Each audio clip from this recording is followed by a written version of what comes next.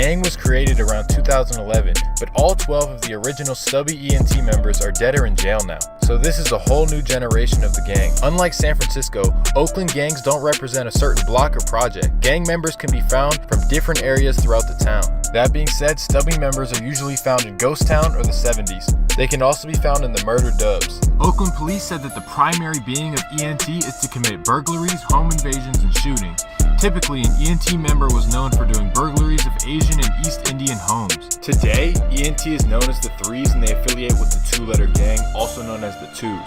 They're basically one big gang together. The Twos reside mostly around 88th Avenue, which they call the 8, and also Lockwood, and some apartments in San Leandro as well. Oakland really comes down to the 2s and 3s beefing with the 4s, and everyone has to affiliate. The 2s being the two-letter gang, 3s being Stubby ENT, and the 4s, well, that's the Case Gang. Now, I introduce you to the Case Gang. This gang, originally called Nutcase, has been terrorizing the streets of Oakland since the 1990s. Some say that the other Oakland gangs were only created as a resistance to the Case Gang. In the early 2000s, Oakland police said that this was the most terrifying gang they had ever seen. And that includes Oakland's violent crack era, but somehow, the Case Gang managed to cause more terror. The original leader, Leon Wiley's final statement after being sentenced to life in prison was, "This is Nutcases. I ain't scared of nothing, and I don't give a fuck."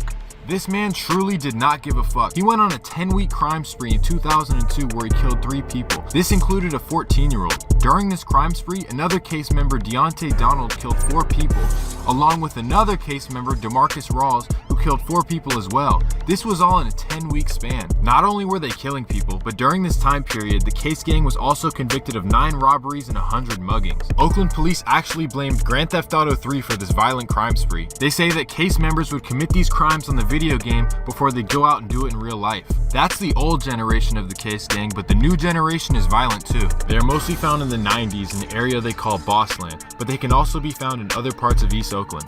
People living in the hillside apartments would sure like to know. They're not in the best position to ask.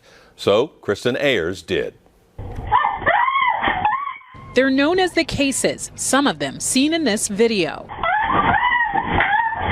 A gang with a virtual stranglehold on East Oakland's hillside apartments. Probably the most violent young group of people that I've seen in my 25 years. On June 25th, 2020, a 19-year-old ENT member named Charles Bolden Jr. is shot in Oakland on 77th Avenue. 2 days later, a Case member is shot on MacArthur Boulevard. Later that same day, shots were fired into the home of Case member Donze Young in Antioch. This shooting would be a surprise to neighbors of this peaceful area, and some would install surveillance cameras.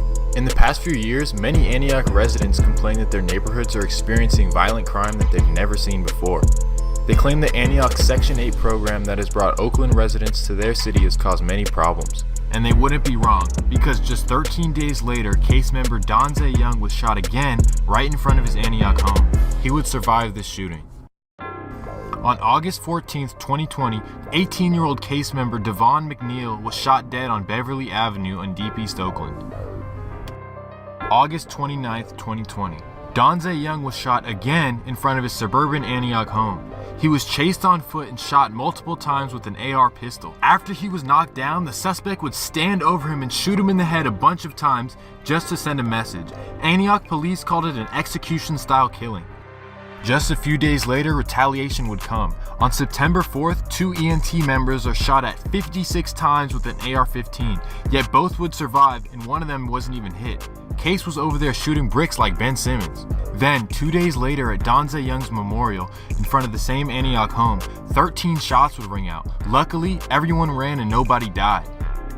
December 8th, 2020, Donze Young's house would be shot up again. Clearly, the rivals wanted more blood from Donze's family.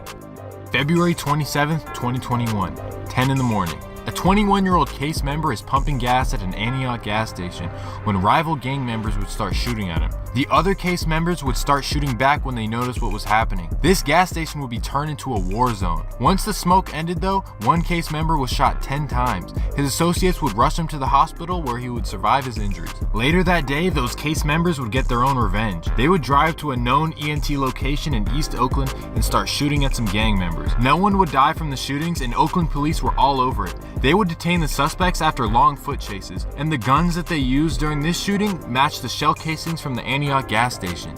10 days later, on March 9th, ENT members would sit outside an Antioch home all day. When the case members they were looking for got home, the ENT members would hop out of their car and start letting off. After the shooting, 2 case members would be airlifted to the hospital where they would receive life-saving surgery. No arrests were made for any of these shootings until March 30th of 2021.